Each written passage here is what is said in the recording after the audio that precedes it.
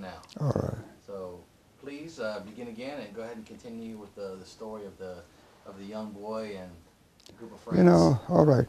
This was on a Sunday afternoon, which I recall was such indignity that these young men, rather, and the ladies did when they swerved their car directly at us.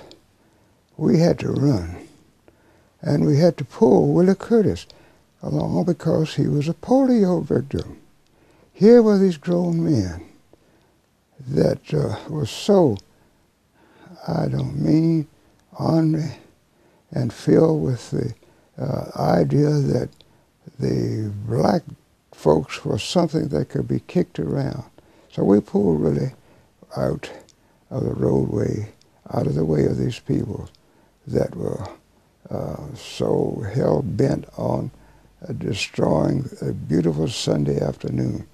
Now, Lucy Curtis, her brother, called out in a voice that was heard by all, "You son of a bitch."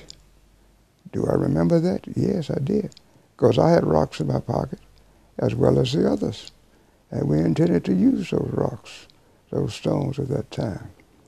I should get out there and kick your so-and-so.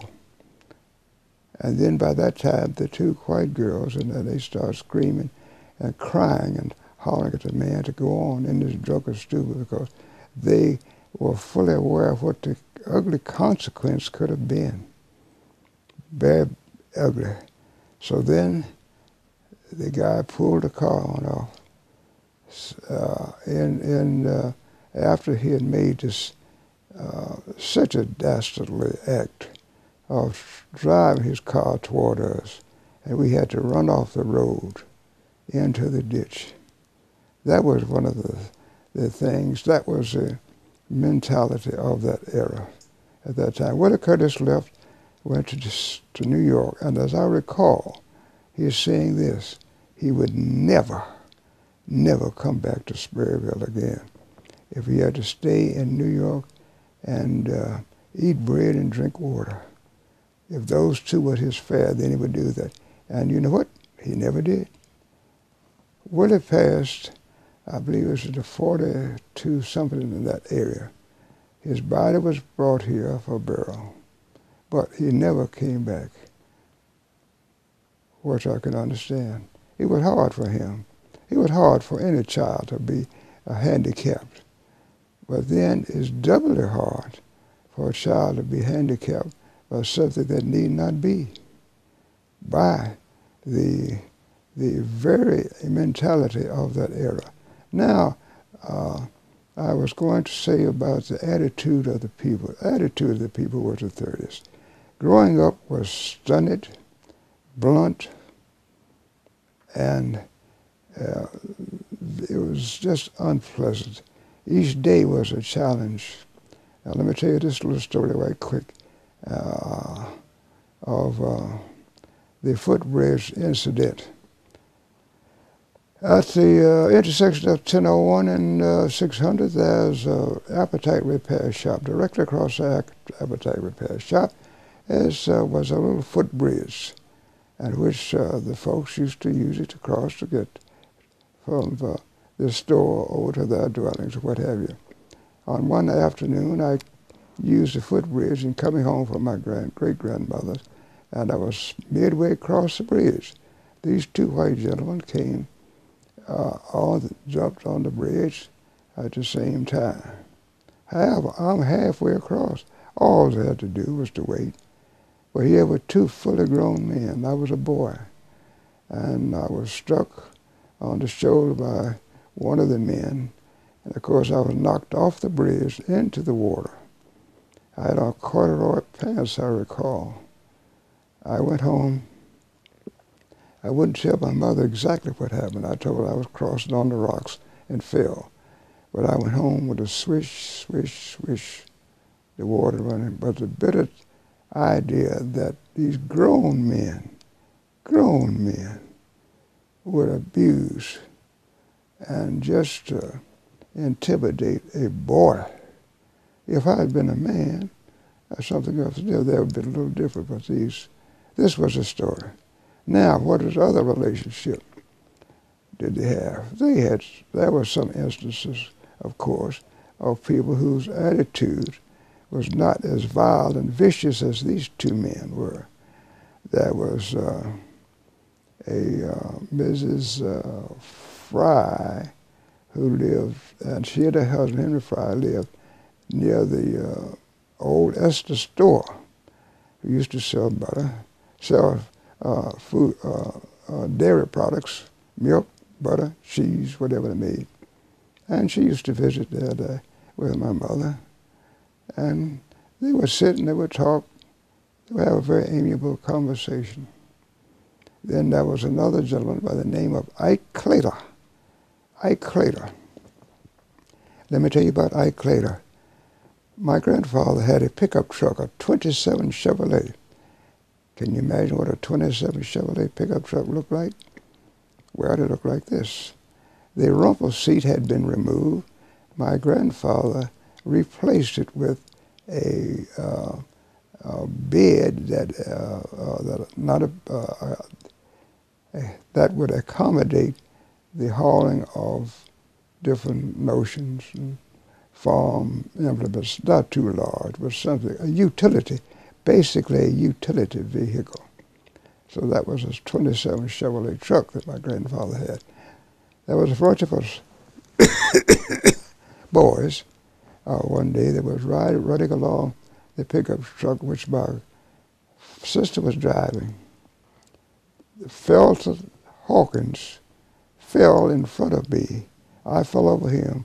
My foot got caught in the rear wheel. I was turned upside down, flung on the side of the road. My shoe was torn off. My sock was turned off. It was torn, and I began crying because I thought my leg was broken. They all screamed for my sister to stop the truck, which she did. And there was a gentleman named Ike Clater. He was about in his 70s. He came over and picked me up like I was a baby, carried me to the side of the road. And he said, "James, you're going to be all right. You'll be right there. Can you wiggle your toes? Wiggle your toes, son. Dry your tears away." I did that. And I've always thought of how consoling, how compassionate, how kind, how thoughtful that this man was, Ike Clater, and how different these other two men were. Long afterwards, I talked to my father about that, and he said, this is what you're going to find in the world. You're going to find some vicious people, mean, you'll find some kind, and you know what? You're going to find some black people of the same mentality. This is what life is, a group of individuals whose minds and mindset is so different. We wonder why. It would be nice if all were like Ike Clater, but all are not. That's what you're going to find. I thought about those two things. That was what I was confronted with in the growing up experience. Some of it. I won't tell all of it. Some of it is very putrid. I can recall some instances there that are putrid. And putrid is a mild word. Now, let's see. Let me go from here to another part of the growing up experience. It was, of course, the 30s that this was the time of the poll tax, the time of the mentality of the people. And so, generally speaking, the folks were just not too in because of the Depression. All were poor. All were poor at that time. But we just went along until the 1939 to 40s. And this was the time that things began to pick up because this was, in fact, it was 1938, I believe, that the start, 1938 or 39, the start of World War, the conflict in Europe. America was emerging as a supplier of armament for the foreign countries. So then the arsenals, being what was called the arsenal of democracy, jobs were beginning to emerge. The young people left the cities. There was a mass exodus from the South, and whereas what few blacks would have here, the blacks left. They never returned. Now, Do you recall the first time you voted? Do you recall what that was like? well, I was in Italy. I believe Franklin Delano Roosevelt passed on April the 12th, but they would have an absentee ballot for the soldiers. This is in 1945. That was a 45, no. President Roosevelt passed April the 12th, 1945. So it could have been 45, 46, 45. That soldiers were voted. I was voted as a soldier, entered from the military.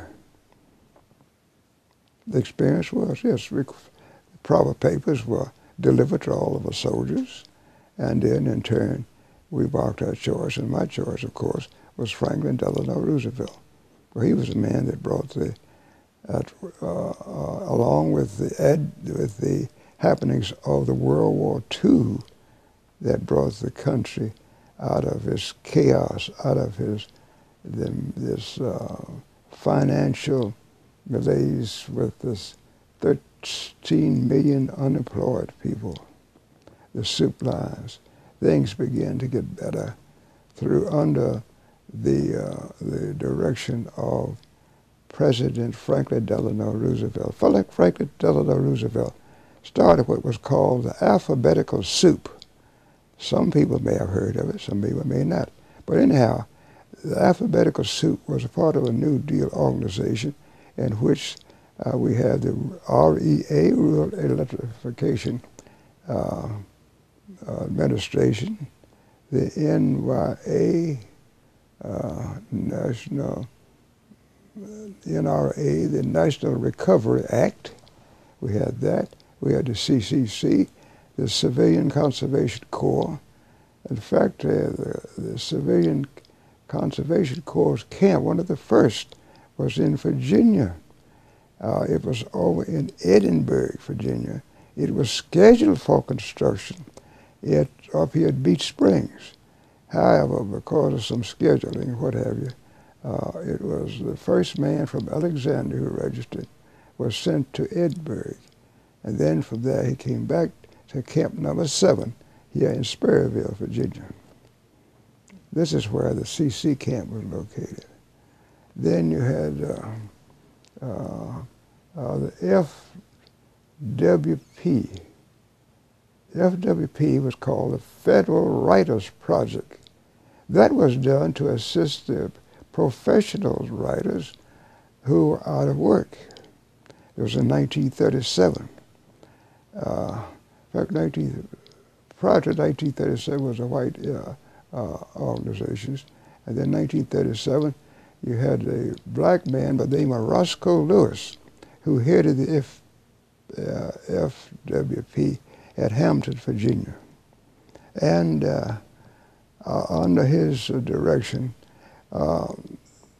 young folks were trained to interview former slaves and to record their experience on the plantation. Among those was a lady, what was her name? She went out through the South. Zora Neale Hurston. Zora Neale Hurston. That was her name. And she went on to write about the experience throughout the South, of the black preachers, the black family preachers in the South, and also went on to New York, where she became part of called the New Renaissance at that time. All right, now that's a growing up experience in Sperryville, a transition from that time till now. What was the difference between voting as an absentee in Italy as a soldier between voting back in America in times where it was still segregation? What was the differences? Were there any marked differences, or were people trying to keep you away from the polls, or? Poll tax. That was a practice that was used by the southern registrars called the poll tax, P-O-L-L, poll tax. It was a tax that was assessed on top of your real estate taxes, on top of your personal taxes, that was designed primarily to keep the poor people and the black people from voting. It was, I think, it was $1.50 at that time. So you could figure that at 50 cents a day or 75 cents a day, not everybody had money even left over for what have you. But it was designed, and besides, the voting was a privilege that was reserved for the elite and for the whites. Black people were not expected to vote. They had all kinds of gimmicks, all kinds of programs, all kinds of barriers that were set up at the registrar's office to keep the black people from voting. For example, in, I believe the Carolinas, it may have been in Virginia, that the interpretation of the Constitution had to be to the satisfaction of these registrars that processed your voting application. I recently learned that our dear departed sister, Rosa Parks, sought to vote. Now, Rosa Parks was a learned person. She applied for a permit to vote, paid the poll tax, but she did not explain the Constitution to the satisfaction of the registrar. Hence, she was denied. She went back 3 times. The same thing. Now, the 3rd time, she hand copied all the questions and all the answers that they were looking for.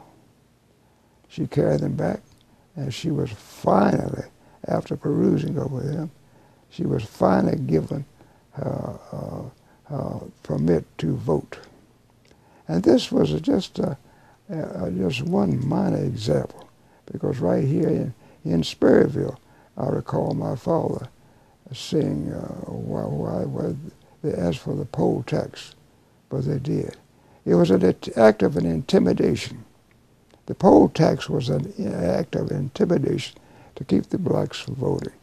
They felt that the blacks had no mentality, not intelligent enough to vote for the persons that they, Mr. John R.D. Jones, who had the big farm there on issues and what have you. This was something that they felt that only the whites should reserve for white voting. Okay. That was done. 1 second, I'm going to reframe you real quickly.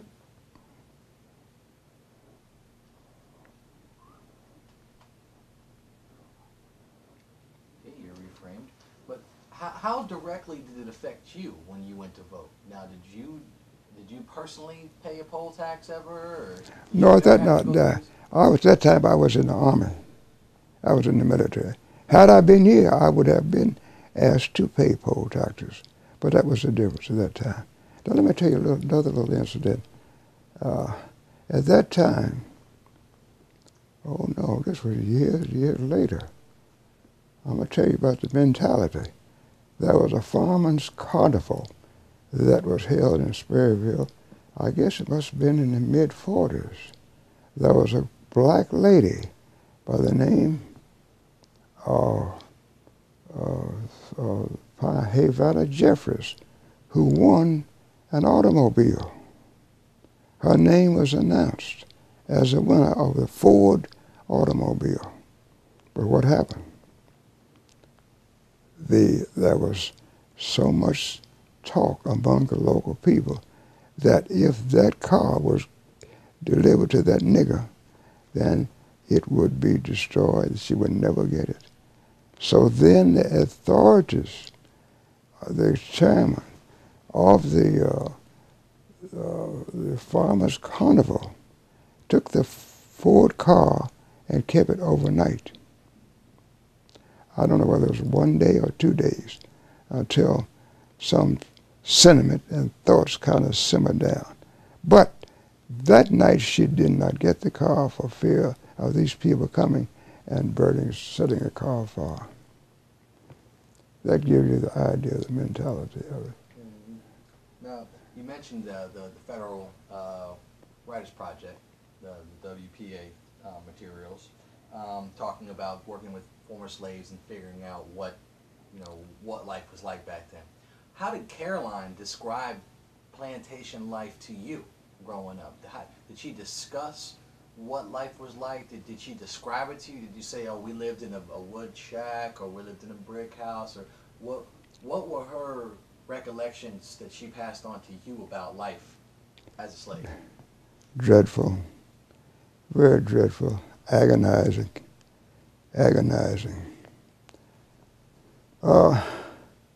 She didn't talk about it too much, but she seemed there was a sense of relief that now she could eat white bread.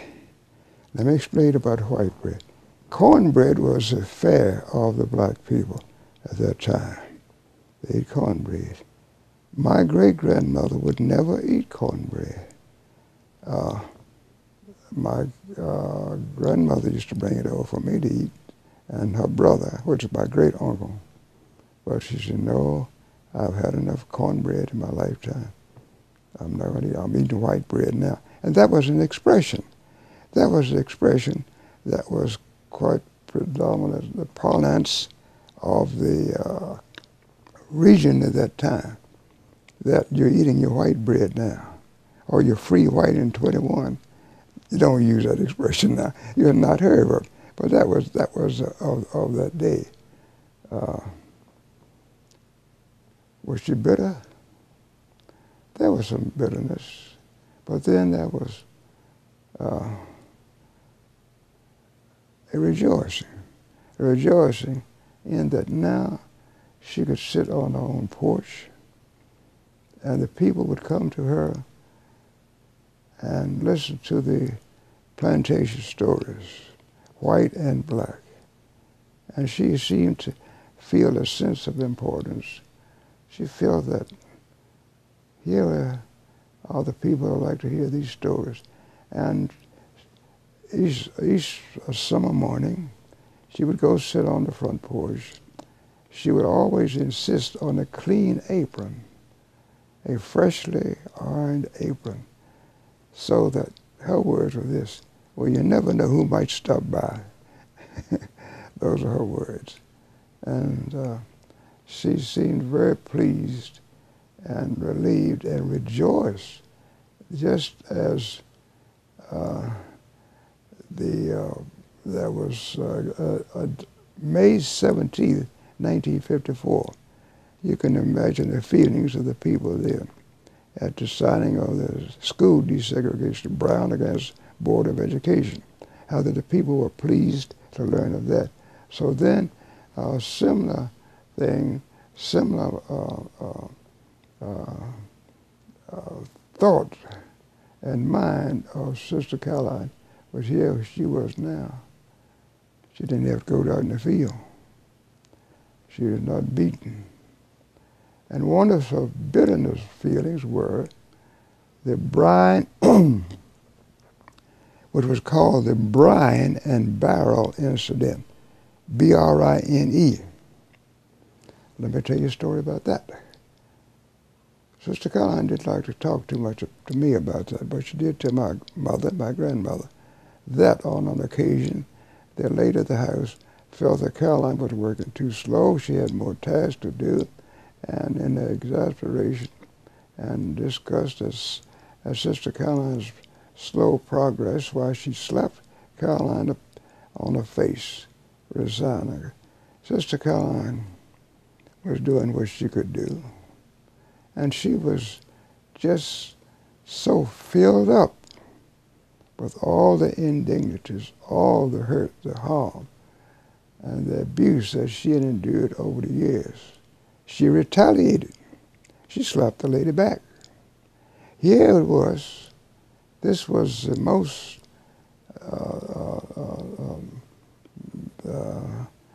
it was a plantation violation that should never happen. Sister Caroline took off running, ran to where there's a river that crossed through the plantation and tried to get away. But she did not, because the overseer was alerted of Sister Caroline's act of defiance, and she was apprehended, brought back to the compound, placed in the compound overnight, and then the next day, where all the former slaves could gather and see, she was stripped to the waist, placed over a barrel. Her hands were bound, her ankles were bound, and she was given so many lashes for running away, so many lashes for having the gall to strike a member of the plantation. Hierarchy that should never have been. She bled, she cried, she screamed. Who's to hear her? Nothing but only the echoes. That she seemed to remember that.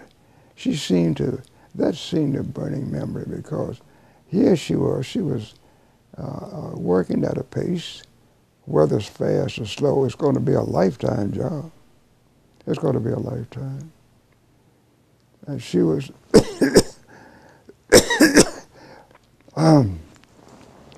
she was further abused and humiliated by being struck by this lady and turned. Excuse me, pardon me. We'll take a pause. Give me a second.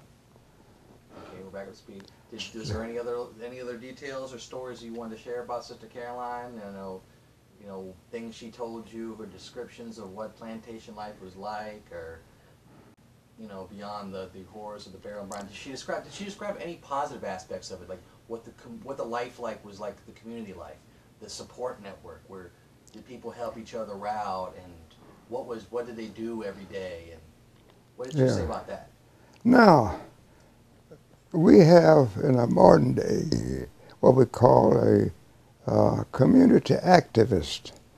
Sister Caroline was a plantation activist, in that any tidbits of information about the upcoming freedom, the upcoming armies as they were clashed, or then they would all gather at Sister Caroline's cabin at night, douse all the lights, take the curtains and fasten them so at the windows that not a bit of light could escape.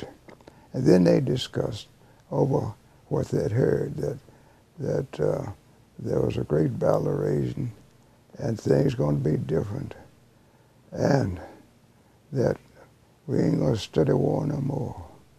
And they also probably had appropriated some of the foodstuffs from some of the kitchens, so then they shared that and at the plantation of Sister Caroline late at night when nobody would hear them or see them. This was the stories that of Sister Caroline. I forever remember, and I feel that I'm blessed with longevity in that I have been able to touch what I call a bit of history in that I heard this firsthand, not writing in imagination, but I heard it face to face from a person who had endured such. And this is how do I feel now? I feel that I am blessed.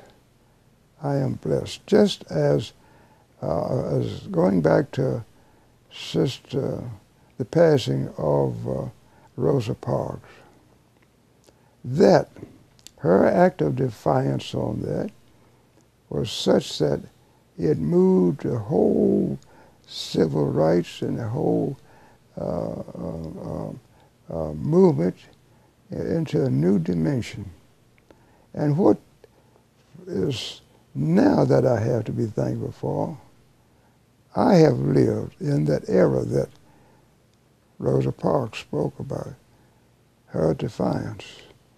And thanks be to God, now I live in an era that has gone by. Can you imagine that here was a black woman who was being on the arrested, threatened with imprisonment because she defied this segregation order at that time. There was a fine of $14. But as an outgrowth of that, there was a civil rights bus boycott that started on January the 1st, 1955, lasting from to 381 days, which placed it around the middle of January. And then that's when the things changed. There was a order that rescinded their segregation deal on the buses. And the thing about that is this: that small in stature, but big in spirit and heart, she was one person. She symbolized so much that had moved the whole civil rights struggle into a new dimension. And all black people on that Monday, and particularly, let's see, it was about another week later, on the Wednesday, when the funeral was, that here was an honor that was bestowed on this black woman that normally reserved for heads of states, for kings, for persons of outstanding contribution. Her body was on display. The funeral display was on a Monday, on a Sunday evening from 6:30 in the evening until it was scheduled to end at 12 o'clock Sunday night. However, it did not because of the immense crowd, immense outpouring of persons. That's Monday. And then on Wednesday, a very lengthy service, But what it moved me almost to tears to think that here was a person whose outstanding work had warranted and had prompted the Congress, the highest of the greatest nation on earth, financially and militarily and economically, to have her body, have her services in the rotunda of the Capitol. The first woman was a black woman. We all have something to be proud about that. We're proud of that. Those are my feelings. And along for the longevity that I've enjoyed, is the fact that I have seen the changes that have come about. That's what is makes the mountains so pretty. But if you look out the picture window, you see the golden, the green, the brown, the browning of the trees. They're all beautiful. But it's such a beautiful thing to know that the custom, the law, and above all, the attitude of the people have changed. That's what makes longevity so beautiful. As you see here, I have some dog tags.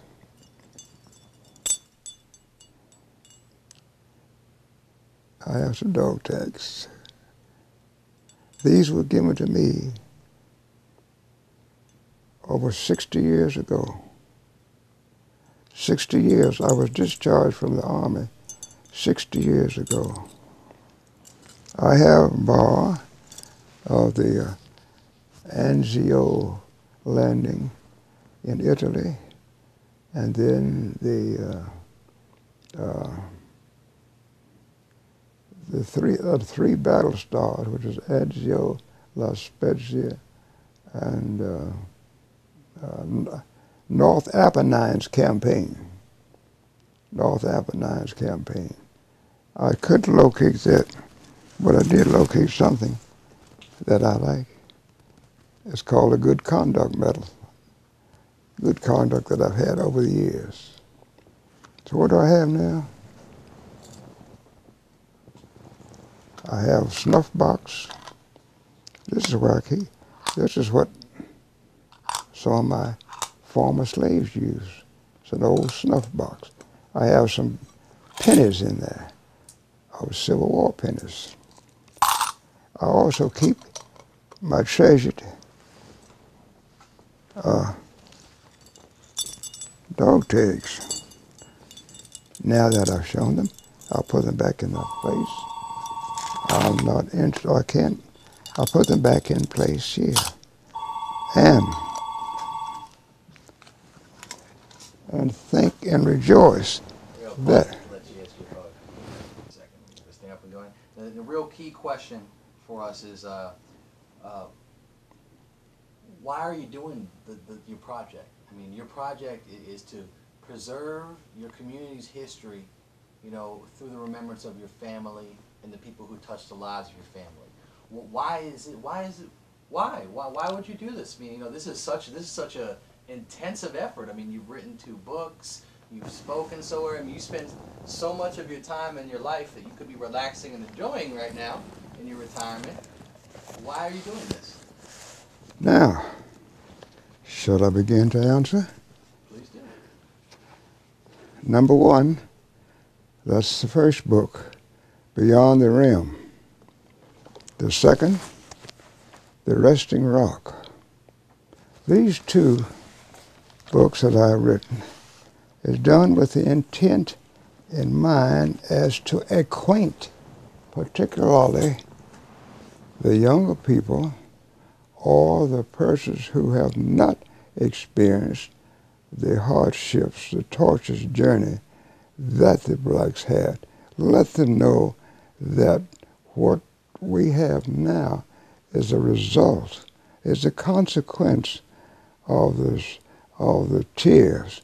There's a hymn that is sung by the black people whose 2 powerful lines are, God of our weary years, God of our silent tears. Our silent tears. I think about that.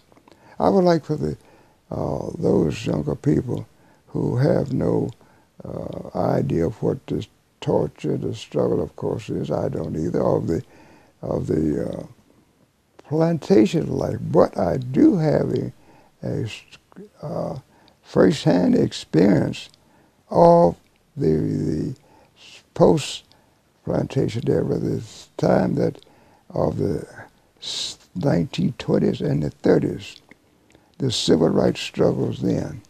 And that I would like for the people to know, here's 40 years, here we are, 40 years after the inception of the civil rights legislation, the school desegregation, Equal Accommodation Act, the Voting Act, that it was not handed on a plate free, that it came with a price, and that now, 40 years later, it behooves, it should be something that the younger people could do now. If they do nothing else, it may not be as W.E. Du Bois, as W. Du Bois, so pick up right before that part.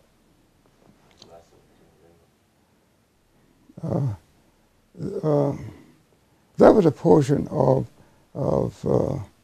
a growing up experience again in Sperryville, that I had the good fortune to meet a man by the name of T.C. Walker. T.C. Walker was born in Gloucester County, Virginia, born of slaves. In fact, he was a slave himself.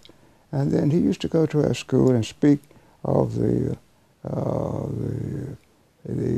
trials and tribulations, the ordeals that he had in emerging from slavery status, getting his education, and then coming out as a trustee for the Manassas Industrial School. And that it should be a moving order for the younger people to improve their lot, to improve their lot. Let's go to W.E. Du Bois. W.E. Du Bois was one of the first to receive a Ph.D. from Harvard. Now, what W.E.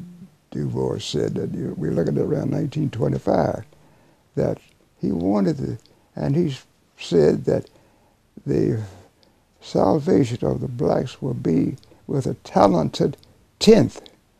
The talented tenth. The talented tenth was that was a small portion who would be going to school with that, and to further their education, to further their emergence as a citizen. And that, of course, 1925, he didn't see the fact that the Negroes would be a part of the Tuskegee Airmen or of any of those who are in the medical fields now.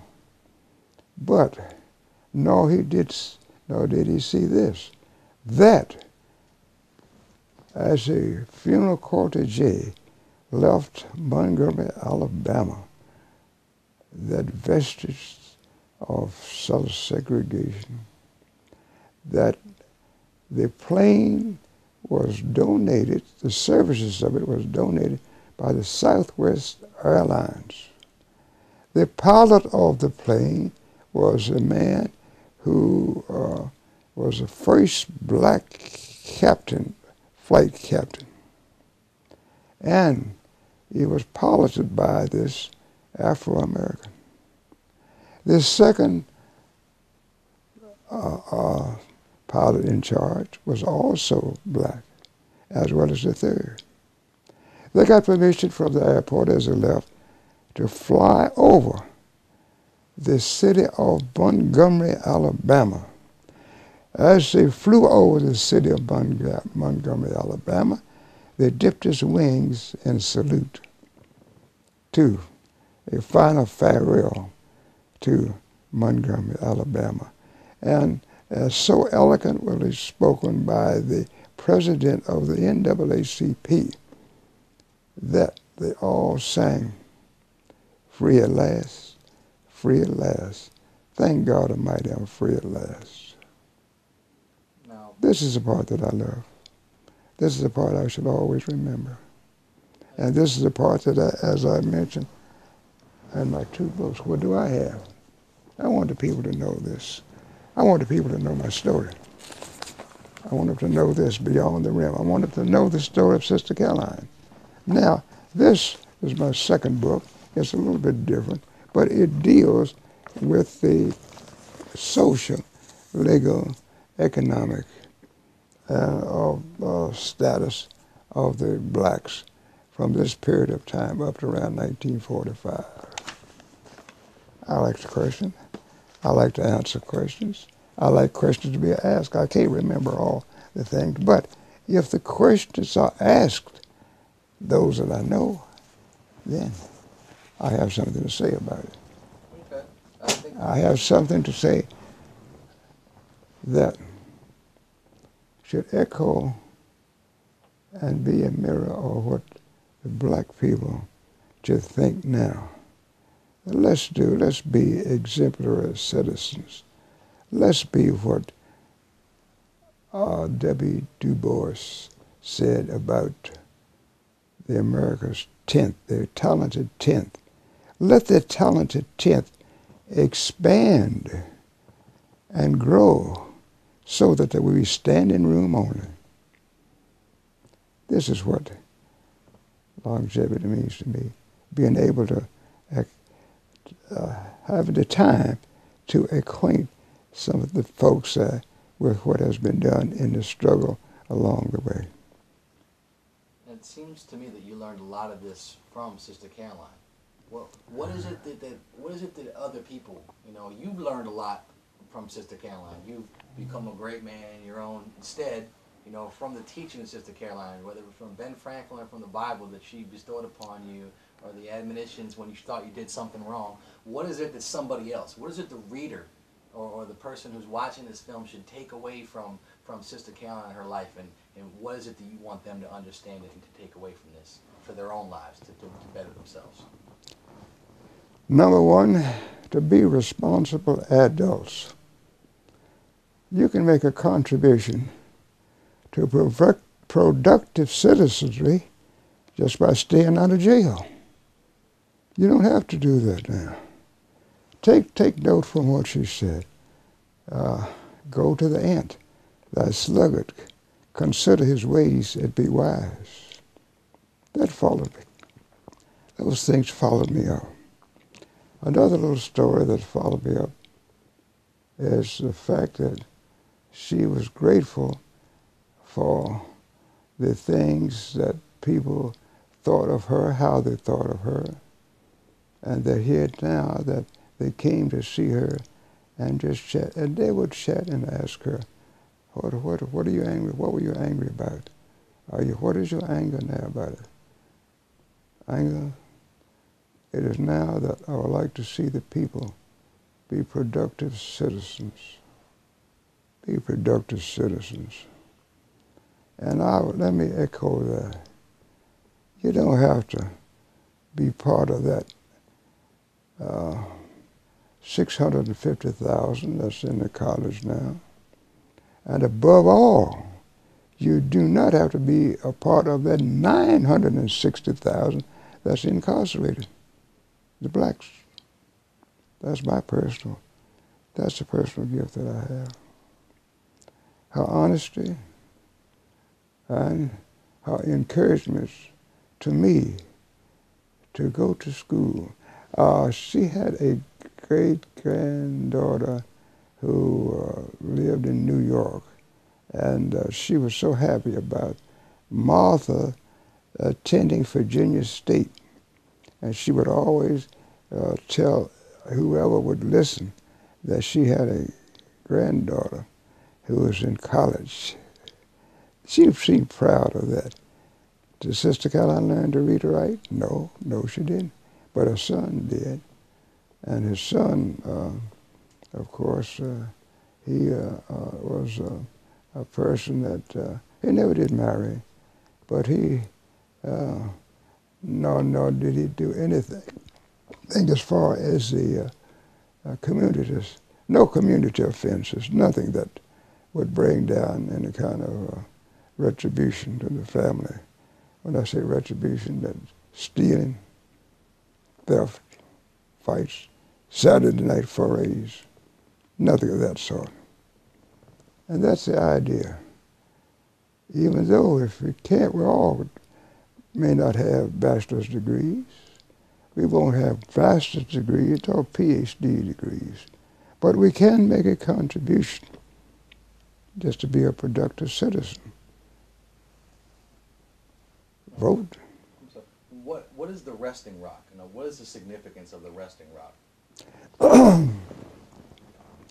The resting rock is an outcropping of stone that joins James Russell's property and Mrs. Betty Jones' property. Now, on this outcropping of stone is a place where the slaves used to gather in the mornings for their trek across the farmland, whether they were cradling wheat, chopping corn, barley, oats, or what have you. They had a long journey from that outcropping of stone, which is about, I'll say, 300 yards from where we are sitting now, to a place called the Hawthorne School, or Beach Springs. By the time they reached the Beach Springs, it would be noontime. Then they would work their way back for doing the same things on different grounds, of course. Then back to the resting rock. This is where they would gather just for a pause in the evening, as it did in the mornings before they went out. That is a resting rock. That is what I call a resting rock. And in the book that I have put together, it is a site of the gatherings of former slaves who, in the afterlife, gathered at the same point, this resting rock. And there they would talk, discuss, and rehash over the things that happened to them in their lifetime. But they all have a resting rock, because it's the end of the day, it's the end of a work day. For afterlife, it's the end of life itself. This is why they gather. Hence the name, the Resting Rock, R-E-S-T-I-N-G-R-O-C-K, by James D. Russell. Makes a lot of sense to me. And I want to end on just one note, and just to have you just kind of just discuss it briefly, just to quickly. It seems to me that Beyond the Rim and your new books, they really place the life of the community, yourself and your family, in historical context, which obviously included oppressive features like slavery, Jim Crow, segregation. You mentioned poll taxes, just ruthless attitudes of people. But there's this undertone that it really kind of just shines through, that's so much more powerful, about the positivity and the strength of family and community in Sperryville. Can you talk a little bit about just how powerful that strength is within the family and the community that just tends to allow people to kind of separate themselves, to a sense, away from the oppressive surroundings they're in? Let's talk about Sister Caroline and her family.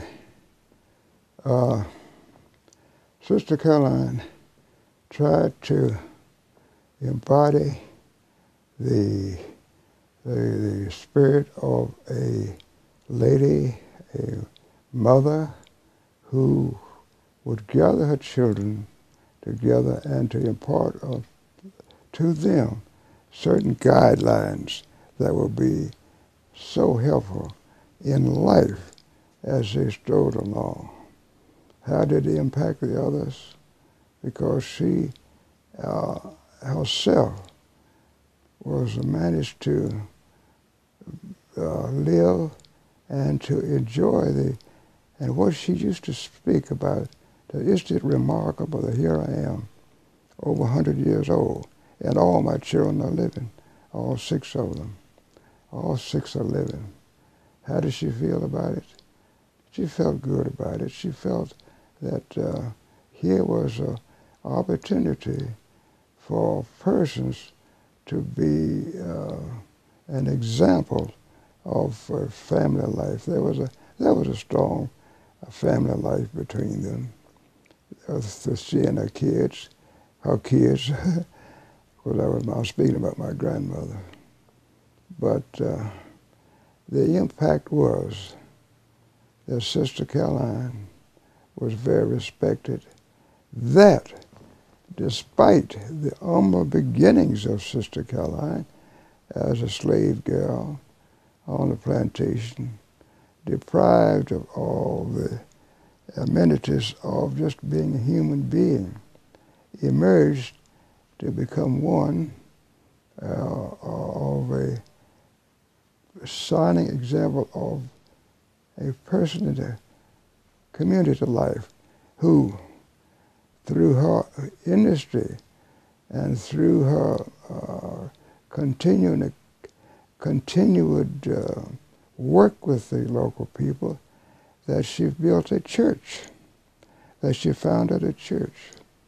I'll say she was one of the founders of the church. I won't ask to take a complete ambition, take complete responsibility or credit for that.